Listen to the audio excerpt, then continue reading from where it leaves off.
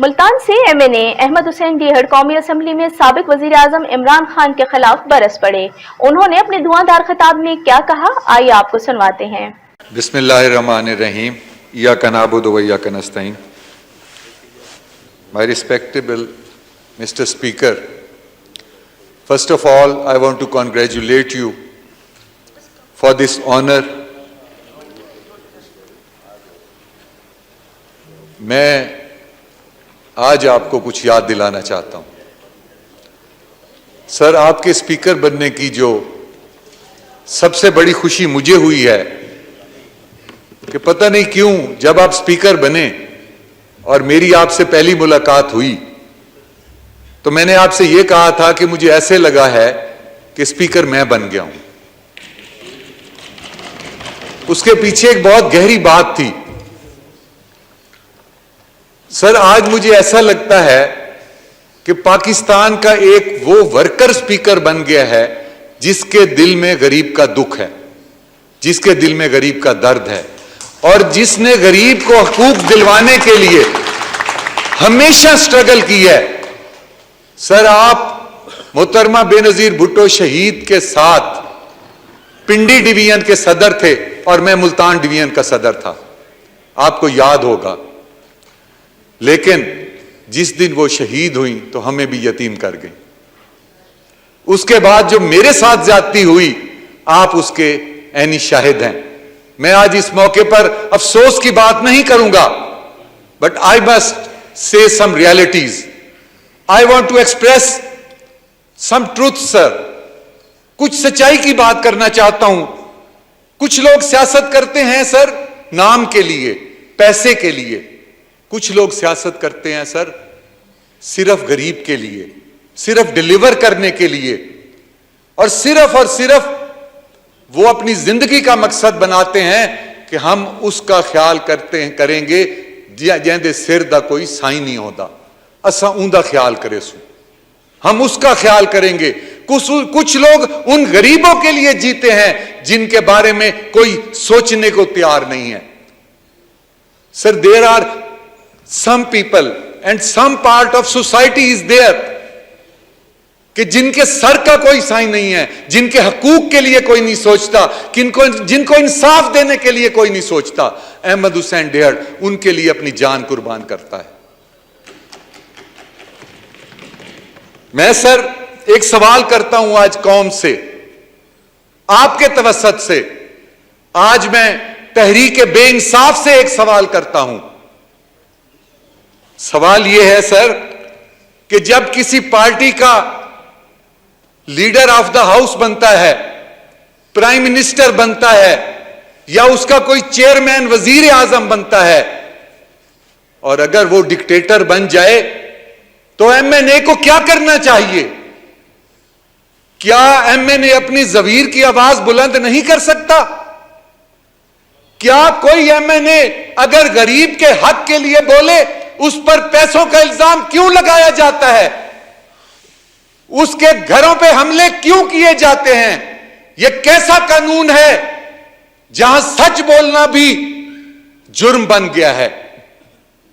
Sir, यह कैसी amendment हुई है? यह कैसा आइन है कि हमारा चेयरमैन पीटीआई सिर्फ उसकी इज्जत करता है जो ऑपोजिशन में बैठकर, जो हुकूमत में बैठकर ऑपोजिशन को गाली निकालता है, जो ऑपोजिशन गवर्नमेंट में बैठ के जो बड़ी गाली निकालेगा उसको बड़ी वजारत मिलेगी। सर, मैं आज आपको एक सच बताता हूं। मोहतरमा बेनजीर भुट्टो शहीद का बेटा जब यहां आता है, मैं सारी दुनिया को छोड़ के उसे सलाम करने आता हूं। एक दिन मैं इस दरवाजे से गुजरा और मैंने जाके उन्हें सलाम किया। जब वापस आया, इनके एक वजीर ने कहा कि तुम उनको सलाम करने क्यों गए हो? मैंने कहा हमारी रिवायात हैं, वो शहीद का बेटा है, मैं उसके पास गया हूं, जब तक मैं उसे सलाम ना करूं मुझे वो बीबी नहीं भूलती। मुझे कहता है जा तू ओनू ही सलाम कर, हुण तेनू कुछ नहीं मिलने वाला। सर, यहां पे देने का मेरिट यह था कि ऑपोजिशन को गाली दो। आज आपने देख लिया है कैसे इस वजीर आजम के साथ चलें। मुझे बताएं कि जहां इज्जत नहीं है, कैसे इस वजीर आजम के साथ, साबका के साथ चलें जहां वो हमला कर रहे हैं जाके असेंबली में। आज आप गवाह हैं उस बात के। और सर, सबसे बड़ी बात जो मैं करना चाहता हूं, इस्लामी जमहूरिया पाकिस्तान का आइन, द कॉन्स्टिट्यूशन ऑफ इस्लामिक जमहूरिया, Islamic republic of Pakistan, sir सबसे मुतबर्रिक किताब हमारे पास है। ये आइन इस्लामी जमहूरिया पाकिस्तान का तोड़ना बहुत बड़ा जुर्म है। आज जो वजीर आजम आइन तोड़ने से बाज नहीं आ रहा, हमने उसके साथ जो 3 साल गुजारे हैं, हमें अवार्ड दें, आप हमें अवार्ड दें इस बात पे। सर, आज आपको मेरी बात सुननी पड़ेगी। सर, एमएनएस के, खवातीन एमएनएस के घरों पे जिनको ये बाप कहते थे हमला करवाना, कैसे चले उनके साथ मुझे बताएं। और खुद हमें कहना कि जाओ उनको गालियां दो तो तुम्हें ओहदे मिलेंगे। कैसे खड़े हों यहां पे। और सर, ऑपोजिशन पर सिर्फ हमला नहीं हुआ, इदारों पे हमला हुआ है। कौन से इदारे पे सर? आइन के तहफ़्फ़ुज़ की जामिन सुप्रीम कोर्ट है सर, उसको नहीं छोड़ा। उसके अलावा सर, न्यूट्रल कहना इदारों को। क्या इसके बावजूद भी पार्टी के अंदर रह के भी हम इख्तलाफ करने का हक नहीं रखते? मुझे इंसाफ चाहिए सर। मुझे बताएं, इस बात का जवाब दे कि 7 मेंबर अगर इमरान खान नून लीग के तोड़ के शामिल करे तो विकेट गिर गई। और अगर हम सिर्फ पार्टी में खड़े होके किसी बात के ऊपर हम कह दें कि इसके ऊपर हमें इत्तफाक नहीं है तो हम गद्दार ठहरे। यह कहां का इंसाफ है? यह कैसे कवानीन है? यह कैसा इंसाफ है कि जो हक की आवाज पे ऊपर बोले उसी की इज्जत महफूज नहीं है? सर, अगर आप हमें इज्जत नहीं दिलवा सकते तो छोड़ दें यह अवान, छोड़ दें यह हुकूमतें, साबित करें 1 रुपए की करप्शन की है। खुदा की कसम, इस्तीफा भी दे दूंगा, अपनी सारी जायदाद भी दे दूंगा। 40 करोड़ की जमीन मैंने 1122 सेंटर को दी है 2 महीने पहले। आज मुझ पे 20 करोड़ का इल्जाम लगा रहे हैं। और यार, 4 अरब का तो इल्जाम लगाओ, इतना तो मेरा स्टैंडर्ड ना गिराओ। मैं सर उस दादे का पोता हूं, मलिक अहमद बख्श डेहड़। जब इंडिया में आए मुहाजिरीन, इधर आए पाकिस्तान में इंडिया से, 10 साल उनकी खिदमत की। मैं उस अहमद शहीद खरल की औलाद में से हूं जिसने 57 की जंग आजादी लड़ी थी। सर, हम लोगों पे इल्जाम लगा रहे हैं। और इल्जाम लगाने वाला कौन है सर? इंसाफ दें आप हमें। मेरी इनके साथ जो स्टोरी आज से नहीं चल रही, 2 साल पहले जनूबी पंजाब का सेक्रेटेरिएट मुल्तान ना बनाने पर मैंने इस्तीफा दिया। मेरी तब से इनसे जंग चल रही है। और सर, मैंने करप्शन के मुल्तान में मैंने कहा जनूबी पंजाब में वो करप्शन हो रही है जो आज तक नहीं हुई। करप्शन के रेट बढ़ गए हैं, रिश्वत के रेट बढ़ गए हैं, लैंड रिकॉर्ड में करप्शन है, रेवेन्यू में करप्शन है, पुलिस में करप्शन है। मैंने इशारा दिया कि आपके मिनिस्टर्स की वजह से यह करप्शन है। मैंने उनके नाम लिए और जब मैंने इनको निशानदेही की, मुझे पार्टी ने शो कॉज लेटर जारी कर दिया। 2 साल पहले शो कॉज लेटर का मुझसे अदालत लगा के हिसाब लिया गया। मैंने सबूत पेश किए, मुझे उस शो कॉज से एग्जेनरेट कर दिया गया। लेकिन जिनकी वजह से करप्शन हो रही थी, आज तक वहां नहीं पूछा गया।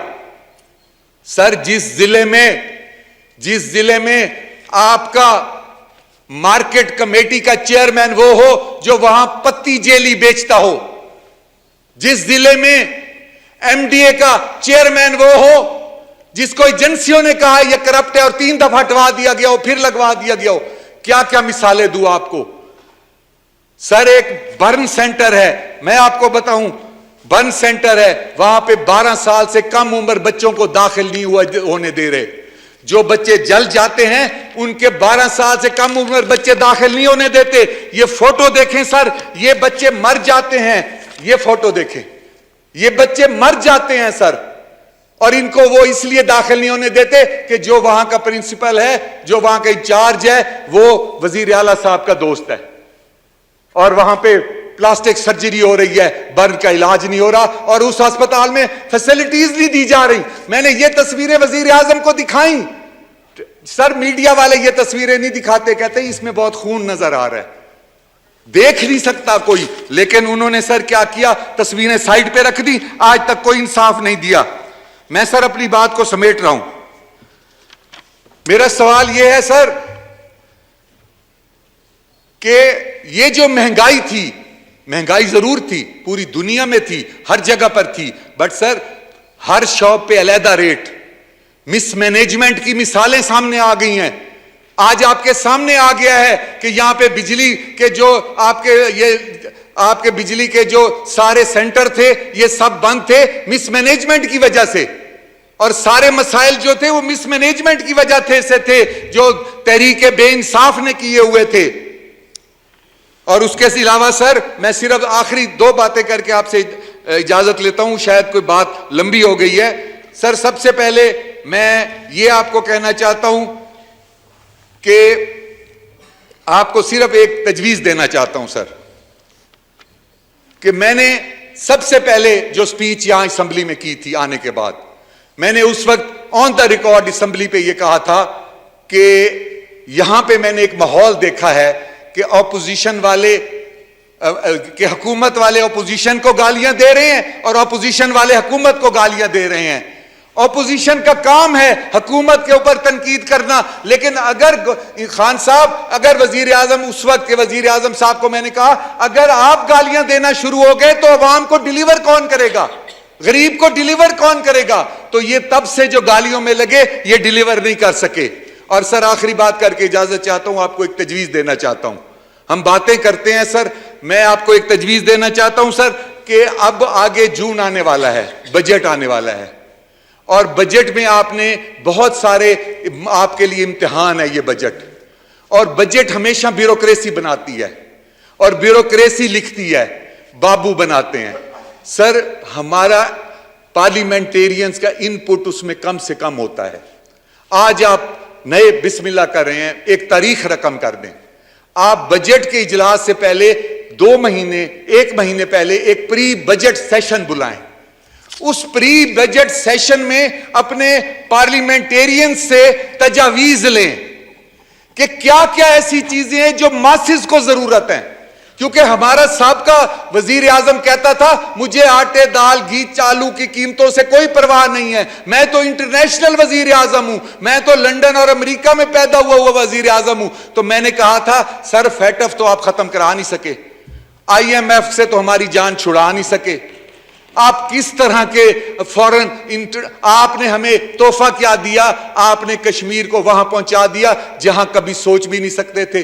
आपने सिर्फ ये नहीं किया, आपने कहा इंडिया मेरा हीरो है, उसकी फॉरेन पॉलिसी जबरदस्त है।